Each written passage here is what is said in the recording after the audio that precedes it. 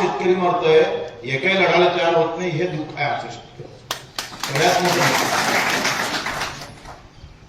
जी भाषा तुम्ही पक्षासाठी वापरता, जाती धर्मासाठी वापरता, ती जर तुम्ही शेतकरी म्हणून वापरली तर काही गरज आहे पक्षपूर्त आंदोलन करायची?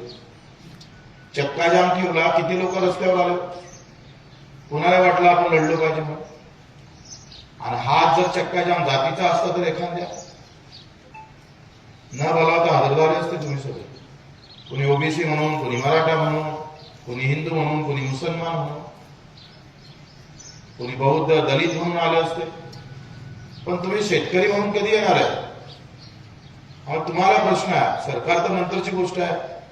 मी नेहमी सांगतोय का सरकार काही मोठा विषय नाही आहे। ज्या छत्रपतीनं अफजल खान इथं मुरवला, इथं मारला, तो हा महाराष्ट्र आहे। ज्या अहिल्यादेवी होळकरांनी उभ्या महाराष्ट्राला उदाहरण दिलं की गरज मंदिराची नाही मल्हारराव, गरज आम्ही पाहतो इथं पाण्याची आहे, विहिरीची आहे, तर हा संदेश देणाऱ्या अहिल्यादेवी होळकरच्या भूमीत आम्ही आहोत।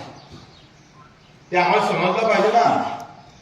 महात्मा फुलेंनी आसूड लिहिलं, पुस्तक वाचलं किती लोकांनी?